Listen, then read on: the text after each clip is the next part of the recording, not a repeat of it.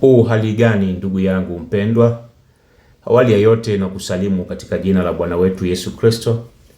Ni matumaini yangu ya kuwa wewe ni mzima wa afya, na kama ndivyo tunaendelea kumshukuru Mungu kwa sababu hiyo, na kama sivyo basi ni maombi yangu na matumaini yangu kuwa Mungu atakusaidia katika tatizo hilo.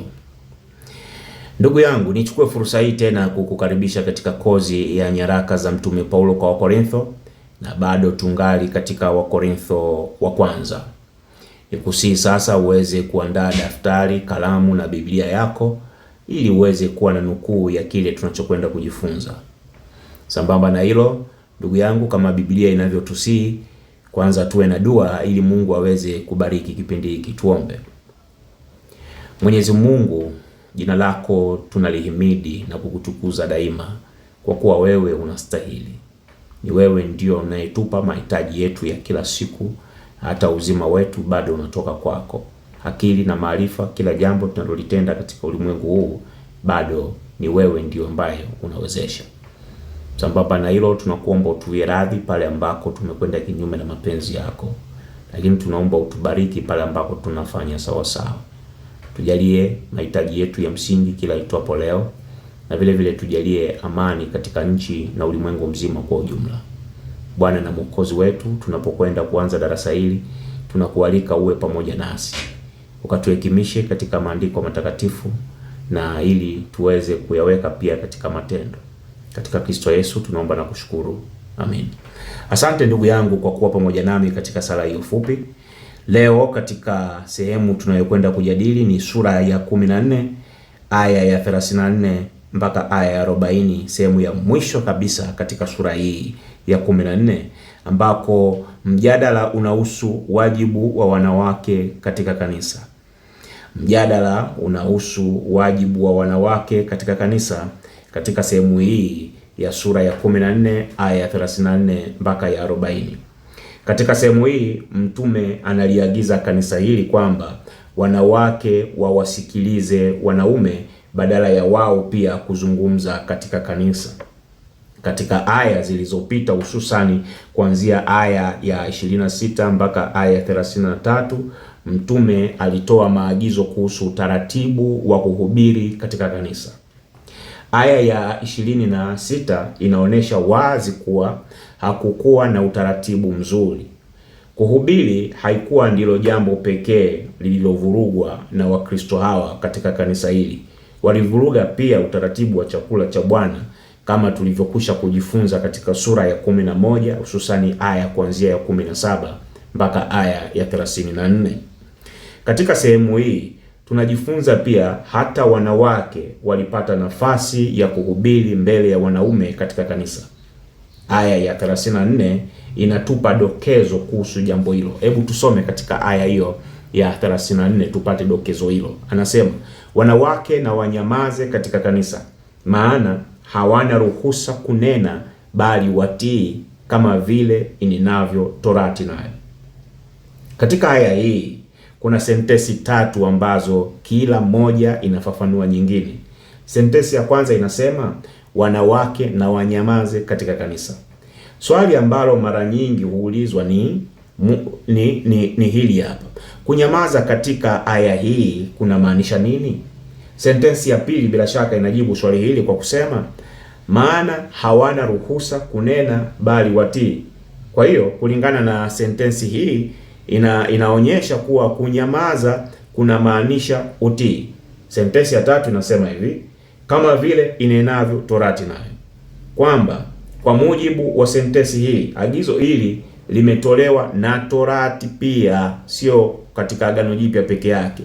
Sasa neno Torati hapa linarejelea vitabu vitano vya kwanza katika Biblia ya Agano la Kale, yaani kitabu cha Mwanzo, Kutoka, Mambo ya Walawi, Hesabu na Kumbukumbu la Torati. Vitabu hivi kwa pamoja huitwa sheria au Torati. Kwa hiyo jambo fulani linapokuwa limeandikwa katika kitabu kimojawapo kati ya hivyo, rejea yake huwa ni Torati imesema. Wakati mwingine neno Torati linaweza kurejelea kila kitabu katika Agano la Kale. lakini hasa hutumika kurejelea vitabu vitano vya Musa, vile vya kwanza katika Agano la Kale. Rejea ya Paulo katika sentensi hii inatoka katika kitabu cha Mwanzo bila shaka. Katika Timotheo wa kwanza sura ya 2 mstari wa 13 na wa 14 inatoa sababu mbili ambazo zote zinarejelea katika kitabu cha Mwanzo au kwa ujumla Torati. Sababu ya kwanza inatoka katika waraka wa kwanza mtume Paulo kwa Timotheo sura ya 2 aya ya 13 inayosema hivi, nasoma: kwa maana Adamu ndiye aliyeumbwa kwanza na Hawa baadaye. Sababu hii inatoka katika kitabu cha Mwanzo sura ya 2 mstari wa 7 na mstari wa 21 mpaka wa 23, ambapo inaonekana kuwa wa kwanza kuumbwa alikuwa mwanamume, kisha mwanamke akafuata. Kwa mujibu wa Paulo, kitendo hiki kilimpa mwanamume haki ya kuwa kiongozi wa mwanamke. Sababu ya pili inatoka katika waraka wa kwanza wa mtume Paulo kwa Timotheo sura ya 2 mstari wa 14. Hebu tusome pale.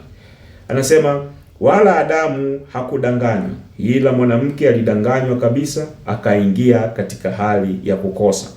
Sababu hii inapatikana katika kitabu cha Mwanzo sura ya 3 mstari wa kwanza mpaka wa 6, pia katika aya ya 16 ya kitabu hicho cha Mwanzo, sehemu ya mwisho kabisa ya aya hiyo, Mungu alimwambia mwanamke kwamba, tunasoma, na tamaa yako itakuwa kwa mumeo, naye atakutawala. Kwa hiyo Paulo katika Wakorintho wa kwanza sura ya 14 mstari wa 34 anarejea sababu hizo za tangu uumbaji kusisitiza uongozi wa mwanamume katika kanisa. Swali lingine ambalo mara nyingi huulizwa ni je, mwanamke anyamaze katika ibada pekee au hata nje ya ibada? Kwanza kabisa, kama tulivyoona, kunyamaza kunakozungumziwa hapa kunaashiria utii kwa mamlaka ya juu. Hakuna shaka kwamba mwanamume ana mamlaka ya juu kuliko mwanamke. Maandiko yanasema kwa uwazi maeneo mawili ambayo mwanamke haruhusiwi kumtawala mwanamume. Eneo la kwanza ni katika kanisa na pamoja na shughuli zake, kama ambavyo waraka wa kwanza wa mtume Paulo kwa Wakorintho sura ya 14 mstari wa 34 mpaka 35 inavyosema, na vile vile wa Timotheo wa kwanza sura ya 2 mstari wa 8 na mstari wa 11 na mstari wa 12 zinavyosema. Hebu tusome mstari hiyo ili kupata usahihi wa jambo hili. Mstari wa 8 katika Timotheo wa kwanza sura ya 2 anasema, basi nataka wanaume wasalishe kila mahali, huku wakiinua mikono iliyotakata, pasipo hasira wala majadiliano. Mstari wa 11 anasema, mwanamke na ajifunze katika utulivu, akitii kwa kila namna. Mstari wa 12 anakazia akisema, simpi mwanamke ruhusa ya kufundisha wala kumtawala mwanamume, bali awe katika utulivu. Tazama aya hiyo ya 8 imekuwa mahususi kwa wanaume, ya kwamba wasalishe kila mahali.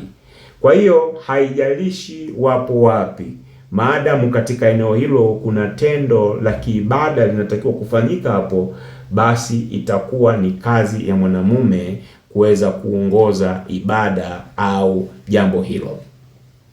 Eneo lingine ambalo kwa mujibu wa Biblia mwanamke haruhusiwi kumtawala mwanamume ni katika ndoa au familia. Hii ni kulingana na Wakorintho wa kwanza sura ya 11 mstari wa 8 mpaka wa 11 na Waefeso sura ya 5 mstari wa 22 mpaka wa 24 na Wakolosai sura ya 3 mstari wa 18 na waraka wa kwanza wa mtume Petro sura ya 3 mstari wa kwanza mpaka mstari ule wa 6. Tofauti na maeneo hayo mawili, sina msingi wa kimaandiko unaomzuia mwanamke asimtawale mwanamume. Katika aya ya 35 katika Wakorintho wa kwanza hii sura ya 14, mtume Paulo anaendelea kusema, hebu tusome andiko hilo. Anasema, nao wakitaka kujifunza neno lolote na waulize waume zao wenyewe nyumbani mwao, maana ni aibu wanawake kunena katika kanisa. Hii kwa haraka inaonekana kana kwamba mwanamke haruhusiwi kabisa kufumbua kinywa chake katika kanisa. Hapana, si hivyo. Na kama ingekuwa hivyo, basi ingemaanisha kuwa hawatakiwi pia kuitikia amina katika sala, wala wasingeruhusiwa vile vile kuimba. Lakini neno kunena katika aya hii, kulingana na muktadha wa sura hii, ni kitendo cha kuhubiri au kufundisha kanisani, hususani wakati wa ibada. Chunguza kwa umakini aya ya 27 mpaka aya 33. Kwa hiyo huku hakukuwa kunena kwa kawaida tu. Ufafanuzi mzuri wa hili ni kama alivyoona au tulivyoona katika Wakorintho, katika Timotheo wa kwanza sura ya 2 mstari wa 12. Eneo pekee ambapo mwanamke anaruhusiwa kufundisha katika ibada ni katika uimbaji peke yake. Angalia katika Wakolosai sura ya 3 mstari wa 16, tunasoma andiko lile likisema, neno la Kristo na likae kwa wingi ndani yenu katika hekima yote, mkifundishana na kuonyana kwa zaburi na nyimbo na tenzi za rohoni, huku mkimwimbia Mungu kwa neema mioyoni mwenu. Unaona hapo amezungumza mkifundishana na kuonyana. Hiyo ni pamoja na wanawake. Hata hivyo, hii haihesabiki kuwa mwanamke amekuwa na mamlaka dhidi ya mwanamume, kwa sababu hafanyi hivyo akiwa na mamlaka kamili. Kumbuka wote wanaimba. Kwa hiyo nani ana mamlaka juu ya mwenzake? Ingawa na yeye anafundisha, lakini wote kwa pamoja wanafanya hivyo, na kiongozi wa nyimbo hizo anakuwa mwanamume. Mwanamke anaweza kuuliza swali au hata kutoa maoni katika kipindi cha darasa la Biblia akiwa chini ya uongozi wa mwanamume, lakini hawezi kufanya hivyo katika ibada. Kuna mfano katika Matendo ya Mitume sura ya 18 aya ya 26, ambapo mwanamke akiwa chini ya uongozi wa mumewe halihusika katika kumfundisha mhubiri Apolo njia ya Bwana kwa usahihi zaidi. Bila shaka mwanamke huyu halihusika kutoa maoni na sio kushika hatamu ya darasa hilo, kulingana na andiko hilo. Hata hivyo, wanawake wanaweza kufundisha wanawake wenzao, ama hata pia wanaweza kuwafundisha watoto. Mtume anahitimisha sura hii katika aya ya 36 mpaka aya ya 40 kwa kusema, hebu tusome sehemu hiyo.